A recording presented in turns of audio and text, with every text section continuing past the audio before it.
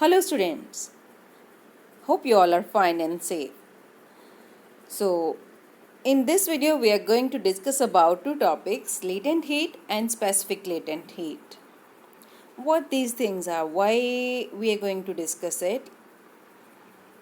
These are the terms related to calorimetry. So let us clear about the terms.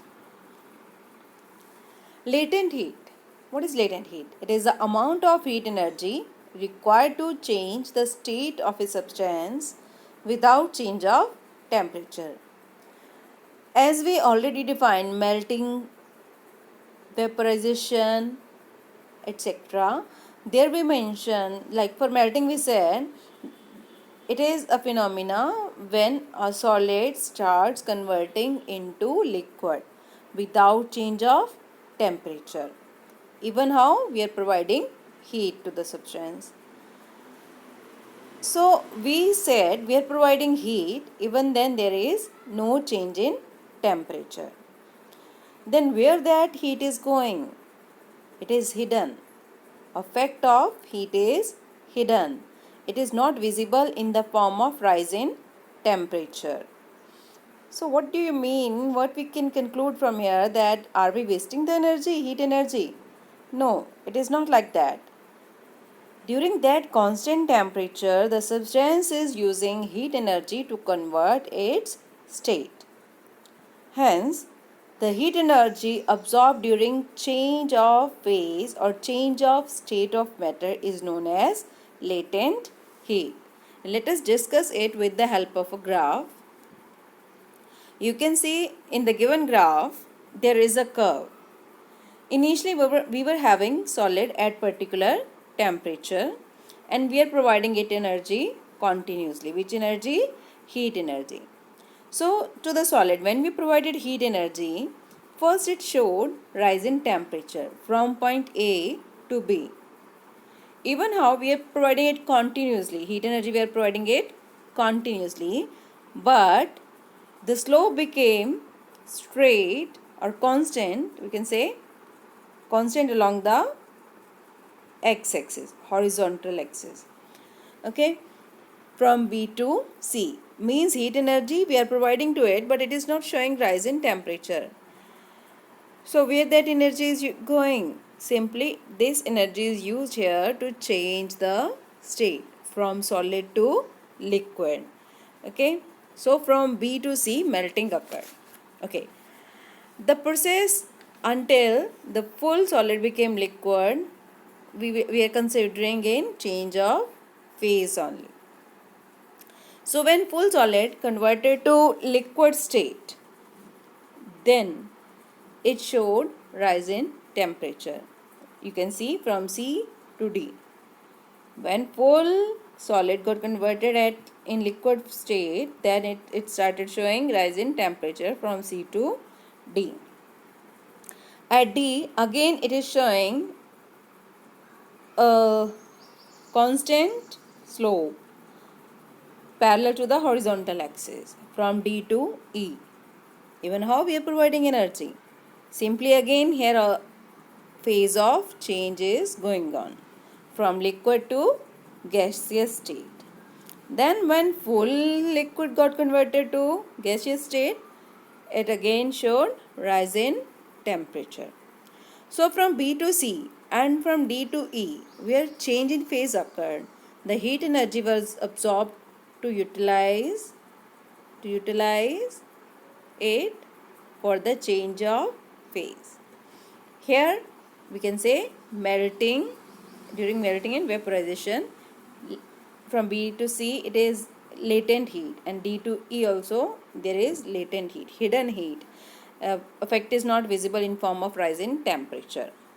So further we will discuss about, like from B to C, if it is latent heat for melting, we will name it as latent heat of melting, and from D to E, as it is latent heat for vaporization, so we will define it in this way. Okay. Now till now we were discussing about latent heat. Here it is specific latent heat. What is specific? Simply specific means particular. Means when we are talking about latent heat for particular amount. Particular amount means we will specify it. Read the definition. It is the amount of heat energy required by unit mass. So we specified that here it is heat energy absorbed by unit mass. Unit mass is specified here of a substance to change its state without change in temperature. Earlier we were saying only for change of phase. Here we added for unit mass of substance. So it became definition of specific latent heat. How to calculate it? What is the formula? L is equal to Q upon M, where L is denoting specific latent heat, Q is for amount of heat energy absorbed, and M is mass of the substance. Okay. So from this formula only you can derive the unit also.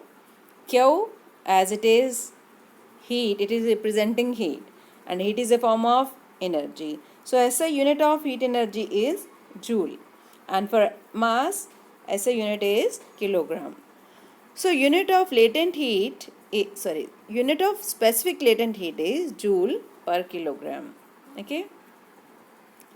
Now let us explain the given phenomena on the basis of kinetic model. First we will discuss about latent heat of melting. Latent heat of melting. We already defined when we were discussing about graphs. Here we will discuss about on the basis of kinetic model. What is kinetic model? I think you are knowing only that every substance is made up of molecule, and in every kind of substance all molecules are in continuous motion, or they are vibrating along their position.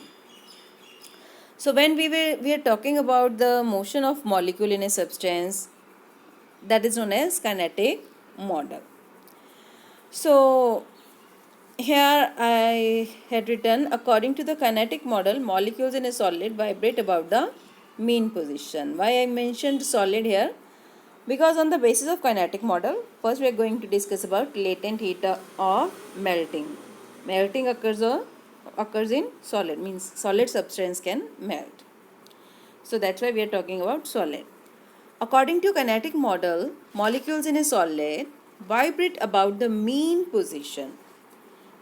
Total energy of the molecule is sum of kinetic energy as they are moving, so they are having kinetic energy, and potential energy.